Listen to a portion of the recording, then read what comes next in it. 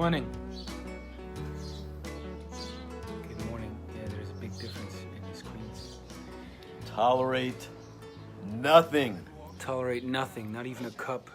What if you tolerated absolutely nothing in life? What if you tolerated nothing? What if I tolerated nothing? Yeah. If I tolerated nothing,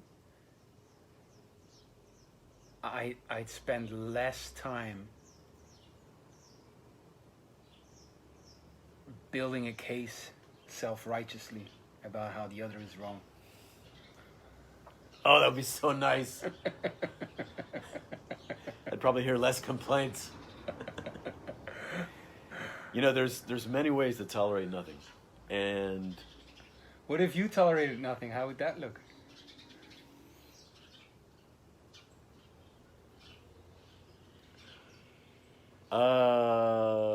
You're better at not tolerating, I think. yeah, I am. I'm very slow to go along with your complaints, for example. I mean, I could be like, oh, he's complaining. I'm just gonna do it. But I'll tend to wait until I'm agreeing to it. Like I really feel like I want to do it. But yeah, I mean, it's a great inquiry. But I want to start off with an example. When I was a kid, my dad left home at 14. I had an older sister, a sister just younger than me, and then my mom and her female friends, and they're all loud. And my mom's really dominant personality, and she's really, at this point in her life, she's really raging against men and the patriarchy and everything. And yeah, I mean, I'm loud here. Let me just tell you, my mom is another level. You know my mom. But I can imagine her in a house with 6 teenagers and trying to run that thing. And there's no order, but everything's just on any momentary, just yelling out, and we're all yelling, but her method of control is just yelling back. And at some point it got to be too much for me. Even imagine that. Wow. Imagine that. That must be loud.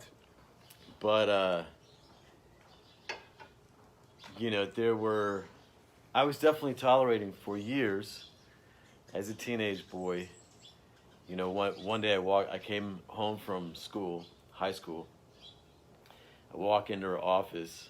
There's this really long conference table. And spread out across this conference table is all the contraband from my room. So she's gone through my room. There's porn magazines spread out. There's a case and a half of beer. There's this. It's like this book, kind of like a Bible or something, but it's cut out in the middle so I could hide something. I'd seen something on a movie or something like that, so I Right. did it. So she'd gone through even that stuff, and then a bunch of. I was practicing writing in her handwriting, forging myself all these get out of school notes with her signature. There must have been dozens of these. And what else? Oh, and then posters of, beer, posters of half-naked girls. And she's just taken everything, laid it out, And Laid it out on your bed or room? No, on the conference table in her office. Ah. It's To the principal's office. Right. And then, one day I came home from school and I go to enter the house and she's like, no, let's go, get in the car. I was like, where are we going? She's like, get in the car. Like, where are we going? Get in the car. Nice argument. Yeah. This is getting somewhere. And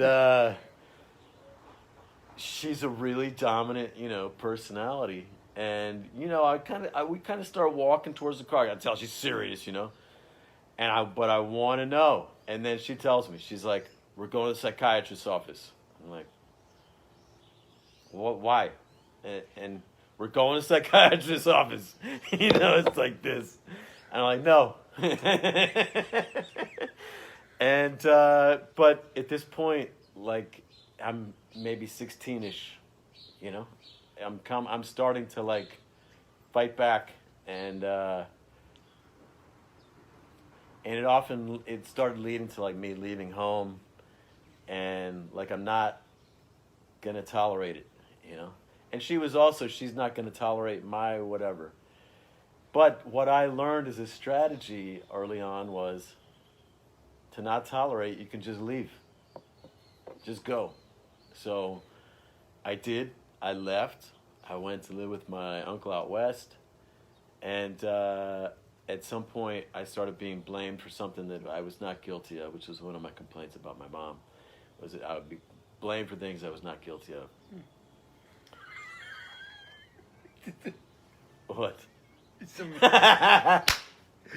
things I recognize. No, you're guilty. It's guilty until you prove differently, my son. I actually do that intentionally as a way to get you. But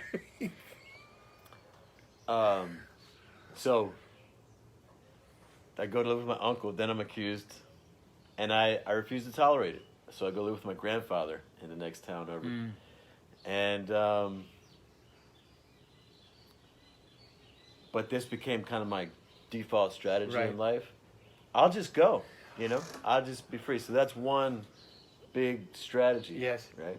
I just, as you see now, because I wanted to talk about no tolerating as a way to really start taking back the reins of your life, be the captain of your ship. And I realized that it's like boundary control. And you don't have to do anything because your boundaries are crossed all the time. And to stop tolerating that is a great way. You could just start there, you know. And it's really about self-respect. Yes, and what I'm saying is it's a great tool because you will be attacked at some point. And yeah, if you say, okay, from this point on, I'm not going to tolerate anything, your life will change. You will change. Yes. You and your life will transform. I realize that the not tolerating has been a big part of me finding my way. It's not like I know my path and I'm carving. No, it's like, okay, not this, not tolerating this. Like I remember now this story after I came back studying from the States, and I went study, and then I went working 1 year or a couple of months for a minister in Belgium, and I was a sociologist, and it's great pay, it's great circuit, it's government, you know, and I went to Brussels, and it's just not working basically, you know, it's just incredible, and I could work from home most of the time, and so you got a cush job paid for the government, incredible, can't be fired. You don't have to work. Nothing. That's not an incredible job. Exactly. Just mooching off the state. Exactly. and I had to do like 2 hours a day, something I wouldn't do if I didn't get paid. And I remember, like everyone would say, "Oh, it's a great job" or whatever, you know. And I remember my body just revolting, like I can't. Revolting. Yeah, I can't do this. 2 hours of my day, something I wouldn't do if I didn't get paid. And it would be like, what I notice is a lot of people are tolerating that. They're tolerating that because of they don't like it. Yes. They don't want to do it, but they do it because of the pay, you know. And it's like, they'd rather not do it. And I couldn't tolerate it. And I left the job, you know. So, and that's a way for me forward in many situations when it's like, no, I can't do it. I stop tolerating it, I go away. Yes. And then the path shows up, you know. And at kind of a higher level is to zone. Yes. It's not only am I not going to do anything that is suffering on some level. I'm only going to do what I really turned on by.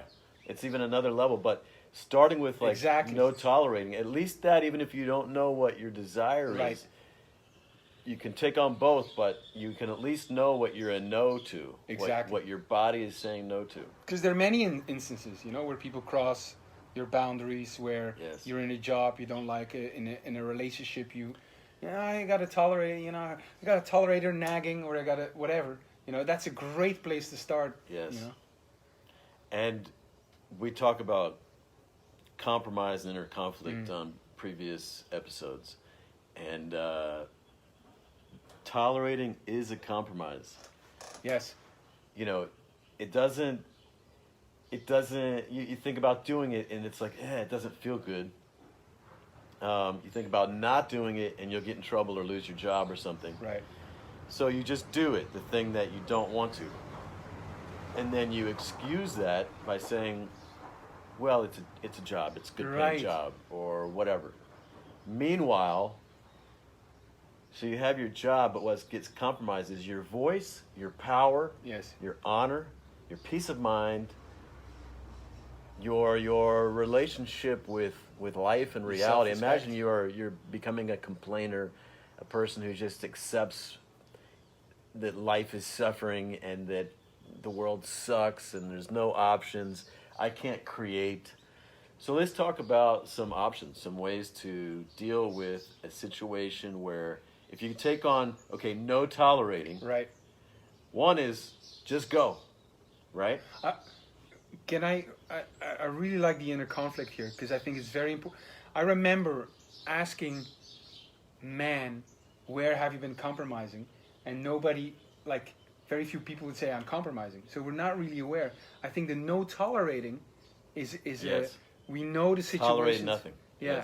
Yes. We realize the situations where we're tolerating. And I think I tolerate, Yes. And so the inner conflict that you say that is happening there is there's something I don't want to do. So I'm considering not doing it, and I'm considering doing it. If I don't do it, or if I do it, I will feel bad about myself. But if I don't do it, I'll get the consequences of being judged or being a bad boy or whatever. Right. So we choose to do it, even in because we don't want to be treated as a bad boy, let's say, and then we have to deal. You don't want to have to deal with the conflict you might have to face with your boss or right. So let's give an example of a relationship. All right. So guys complain that women nag too much, but this is something most men tolerate in a relationship, right? So they're doing something, and in the background there's someone complaining or telling them what to do or telling them how they're wrong or something like this. Most guys will tolerate it and then complain about their woman, which is disrespectful to her. Tolerate and complain. It's disrespectful to her, to themselves. Right. It's dishonoring.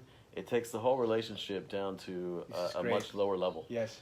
So in that moment, they don't like it. They don't like the nagging, but they think about bringing it up with her, and they see, there'll be a fight. She'll get mad. Blah, blah, blah. I don't want all that pain and drama and whatever. So they think about just tolerating it, and that sucks too. So either way they go, there's pain. But there's a part of it. And then what they do when they tolerate it is they say, well, the thing that'd be more painful is dealing with her about this. So I'll just go along with it, and I'll just do what she wants, and then they rationalize it. But because part of it is that in our society, we see it. We don't necessarily see it as a bad thing to tolerate. We think in a way, in relationships you have to compromise. You have to tolerate. This is our training to be good from very early on. But you don't want to sit in that school and learn what the teacher's talking about. Do it anyway. Yes. Right?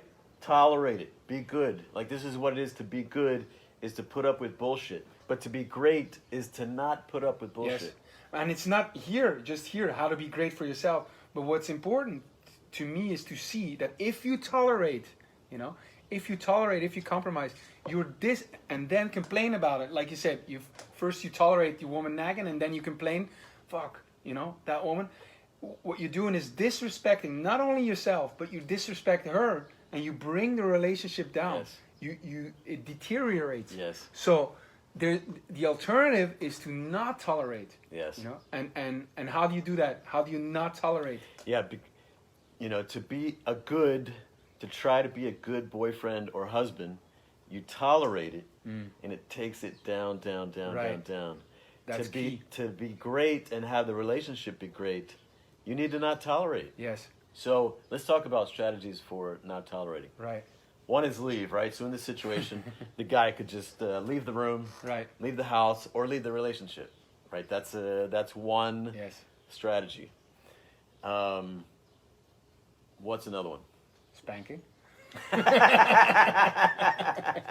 That's the one that comes to mind with me.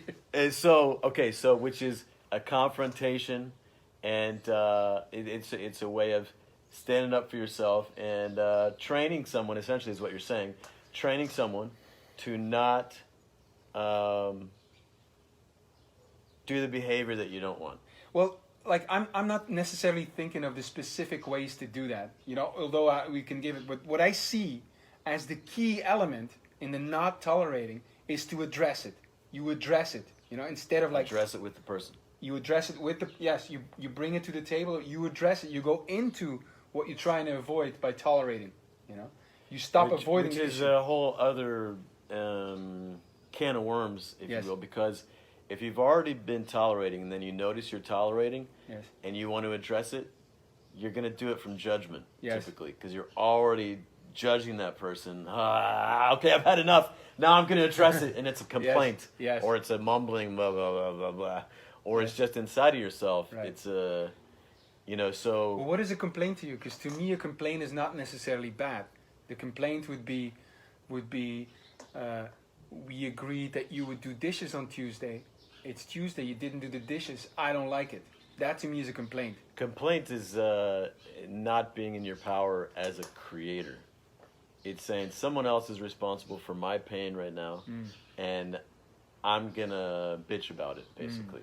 So, We have kids, different definitions there, but kids will whine. I don't want to do it. Teenagers will bitch, so that it's kind of more powerful. Yeah, fuck you, mom or dad. Like I don't want to do this, and then, but they're still not in their power. Right. They're still not in their power. The next level is like, you're a creator. How can I lead this relationship to glory? In other words, I mean, saying, "Oh, you left your dishes in the sink" is one thing, but taking responsibility for how that conversation is going to go and how I'm going to feel about it and how it's going to uplevel right.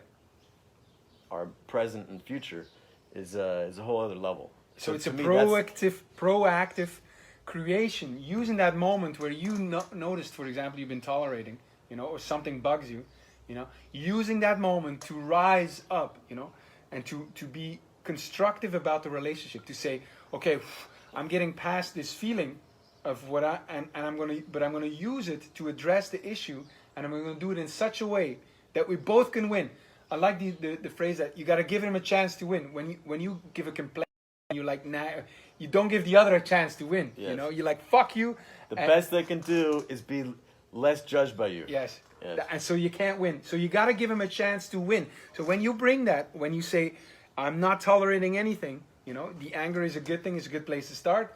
But do it in a way that you give the other a chance to win. And that's the tricky part. That's the tricky part. In a way, not tolerating anything, I'm exploring this myself as I say this, but it might also mean not judging. Because if you've been tolerating and then you want to go bring a creative conversation, Right. you're going to have to deal with your judgment first. Yes. Because if you come and try to create from judgment, Yes. That's tough. it's not going to work. Yeah. It ends up backfiring. So this is where the honor work comes in, right? Creating is a possibility. Now, I like to think of it, the best thing to do is this is what I've learned, especially if it's a tight living quarters with your significant other or whatever. Cabin fever in times of corona. You don't try to create in the moment. You don't try to deal with it in the moment.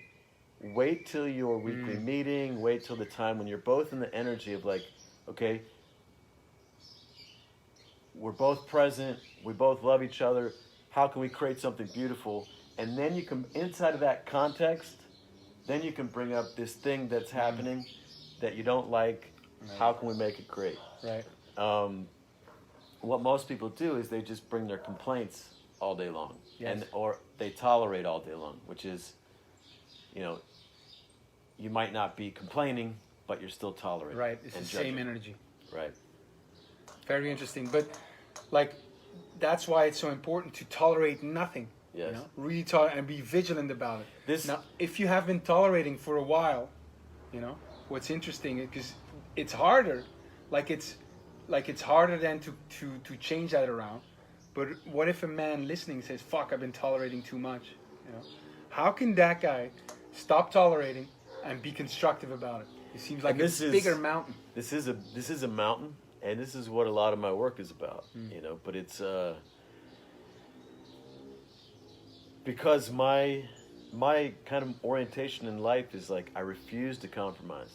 I refuse to tolerate. Essentially, that is something that I live by, and it's I'm either going to create, or at least I'm not going to put up with the bullshit, right? So if I'm going to do that, that means I have to find different solutions, different ways of dealing with conflicts than the person who is willing to tolerate in life. There's plenty of things, there's plenty of ways that things that people accept in life or tolerate.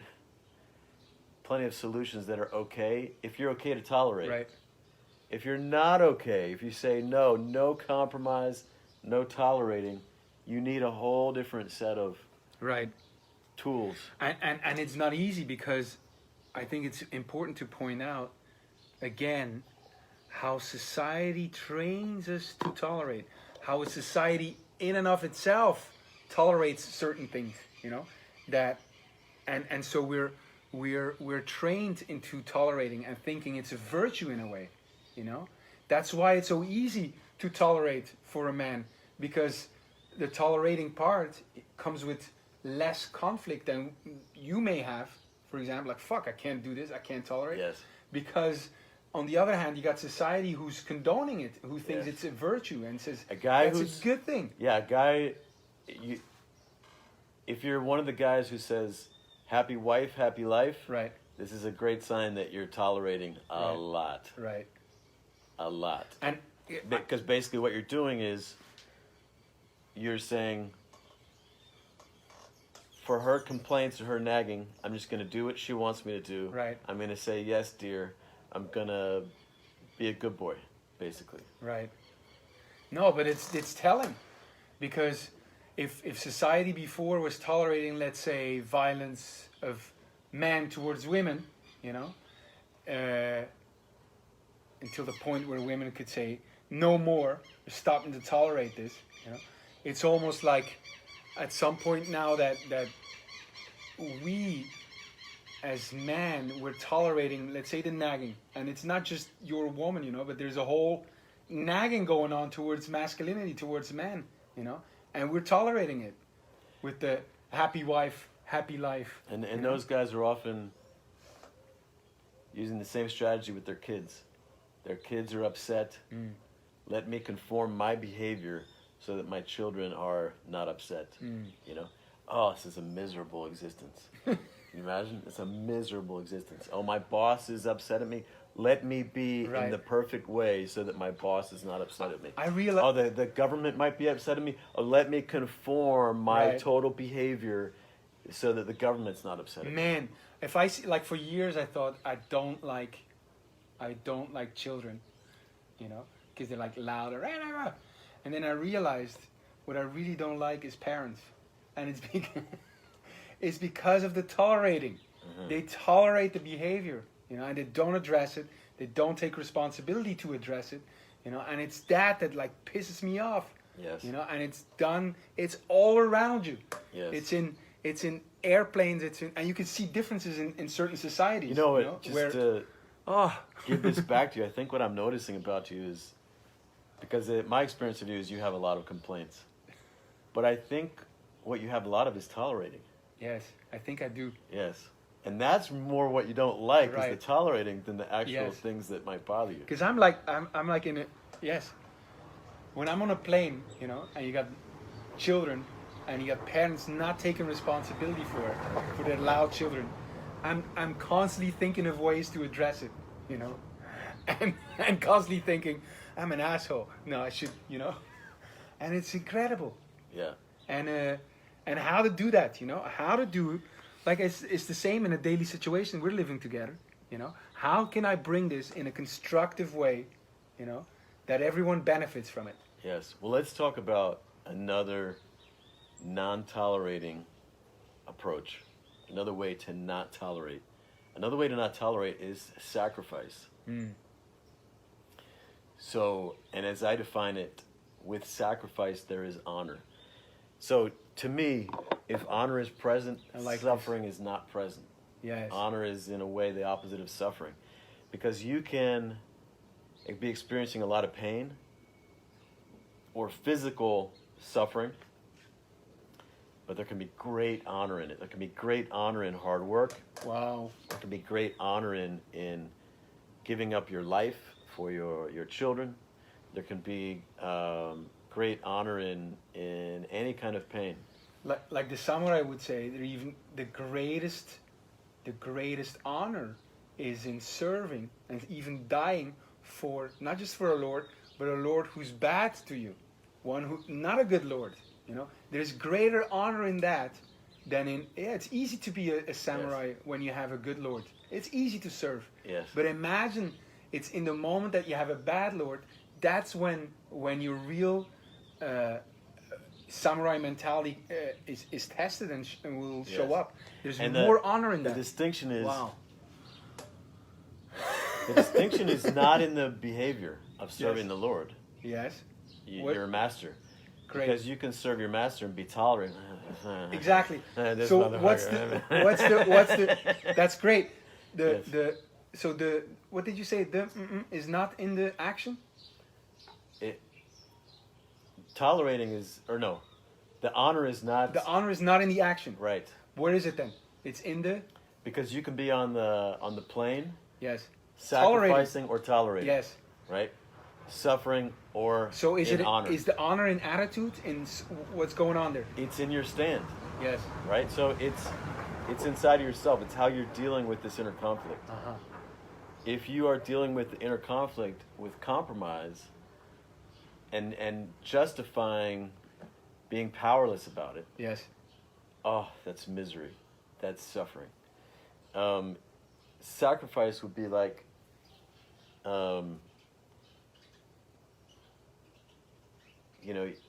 you come home from work, your kids are running around the house, it's noisy, you're stressed, and you could sit there and inside you're complaining, the kids, and you don't address it, and you're just tolerating and you're suffering, right?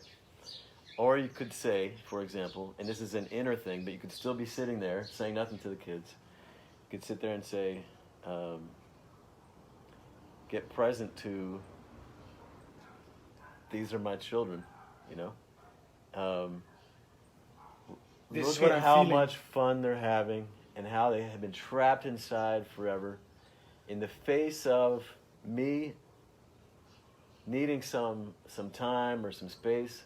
In this moment, I'm standing for them just having free reign and joy and just me creating a space where they can just play. Right. Have fun. And if you really do take a stand in that moment or make a sacrifice, your heart opens, you feel peace come over you. It's very clearly felt you are no longer suffering. And so it's the action. It's not about the action. It's about your orientation to the action. And it's not just a dialogue. It's not just something you say. You actually have to face the pain that you're feeling. You have to face the inner conflict. Right. Feel it, and then make some kind of a choice or a stand consciously in the face of that. That's so powerful. That's the sacrifice. And I see I've experienced it in bigger situations, like being judgmental towards someone and then taking a stand. But what I see now is like in very daily situations where I would go into tolerating, let's say, and then complaining or not, that doesn't even matter. Instead of doing that, say no tolerating. But the most powerful thing I see is but make a stand and sacrifice. You know, so in that moment that I'm tolerating whatever behavior of you say, to say no, no tolerating, stop, feel everything and then say make a stand. You know, that could help me to see what you're standing for. Like you said, the children stand for, you know, have joy, and see that, and then find a place to stand. And the test of it being going well or not would be the feeling of peace coming over me. Would be the feeling of honor. Would be the feeling of okay, a cleansing kind of thing. Yes. And I've experienced it. Yes. I've experienced it in larger things. But to be able to use that micro stance, so to speak. Yes. You know, I see the power of that. Yeah, you know, you usually take a nap between this ritual and our next ritual. And at first you used to complain about, you know, that I'm making noise, you couldn't sleep or whatever. And then I realized this is a sacrifice I can make because it was my time to like connect with my people. I want to speak to them. I want to use my voice, you know. I said, let me give this up for Hans so he can have his sleep. And so for me, that's a sacrifice. So I'm no longer suffering around being quiet for you, you know. Whereas if it's just you're complaining about what was going on in that situation? Did you see? Okay, so a big part of you being able to take that stand would have been realize how sacred the nap was to me. Is that correct? It could be. It doesn't have to be. I could just say. I could also say, in the face of feeling like maybe resentment, you know, when I think, I want to connect with my people, or in the face of feeling whatever, I want to be an example of being a leader who always creates in the situation. Or I could make it about you, right? Like, I'm standing for Hans having this space to have perfect rest, just because it's beautiful, because it's a beautiful gift for a friend or an ally. Or so that you can be more powerful and creative through the day, and this uplifts our alliance, right? Like, it could be any number of things. I love the standing for being a creator. Yeah, I see the power of it. For example, I come home and, you know, I came home before you today, and I still had my wet swim trunks on, and water was through the house, which more than usual, because, and I didn't clean it up before you came home, and you did end up cleaning it up after you complained about it. You kind of, you could have in that moment taken it on as a challenge, right? To be the samurai, right? Yeah, I see how you could sacrifice it and say, like, wow, I'm just seeing how I would deal with this differently in the moment. And I think it would be a combination of taking care of it, an awareness of my own tolerating and complaining, and becoming aware of it is all what I see right now. Making a stand, like say, in the face of all that, I'm the one standing for having a clean house, for example. I can make that stand. And what would help to me too is something like, I want to be constructive about it, which is, I'm going to deal with it now. I'm going to just do it, what's necessary, and I'll bring it up later, you know. That could be powerful. That would be my place to start, I think. This is where it comes back to being an ally for me, you know, and a warrior and a creator. It's the whole wealth warrior orientation. Is if I'm not the one, like at the end of the day, if I can bring something to you, but if you don't up level, if you don't take it in and up level, this thing starts going down. Right. The alliance starts going down because I'm like, well, he's not taking responsibility. And then, like, if I resent you about it, no, well, maybe I'll take less responsibility. Yes. Then the whole alliance starts going down the toilet, right? But if just one person will always be the one, no matter what, then the whole thing can go upwards. And if you have two who are always the one, then it can even go to the next level. It's very exciting. And to me, I experienced such personal growth and transformation, and increase in my personal power by taking on this this way. I see it very liberating, to be free from tolerating, to be free from complaining, to be free from having a case towards someone. Yes. What I hear in it is like no tolerating, and that doesn't mean like don't accept it no more. Yes, but it means like for your own good, for the other's good, for the sake of your relationship, you have to stop tolerating. Yes. You have to stop tolerating and find a different way, a more constructive way, and you could do it by different things, by retracing, going away. But you could. The most powerful thing I see is to make a stand. To make a stand, and in that stand you can sacrifice something. You can stand for being constructive and finding a way to address it, and the power I see today is in the making a stand to stand for something, the power of sacrifice, and the power of standing for bringing it constructively, creatively, so the relationship can go up. Yes. I look back. That was so much my orientation as a young person. Before I was 22, I'd had over 50 jobs because I would not tolerate any bullshit. I didn't have the power to speak really powerfully or to really be the creator or create win-win but I wouldn't take shit from any boss. No, and that's what I see too. Like that has shown me the path. Like I also feel like there's a lot to learn there, to be in my power, to be more constructive, to be more creative. But a great place to start is to say no tolerating. Because you could do that. You could walk away. You could say no until here and no. And that's a great place to start. And with all the mistakes, and it's maybe not creative, not constructive. But that's a great place to start today, to say no tolerating, nothing. Tolerate nothing is a great place to start taking charge of your life again. And it's like if you are not choosing to be the ultimate leader and creator in your reality, there's always going to be something to complain about or to tolerate.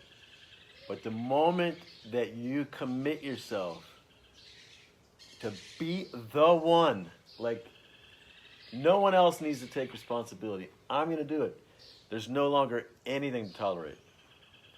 It's so powerful. I think it's a great test when you're going to live with your parents. Yes, right. All right. All right. See you tomorrow. Thank you for watching.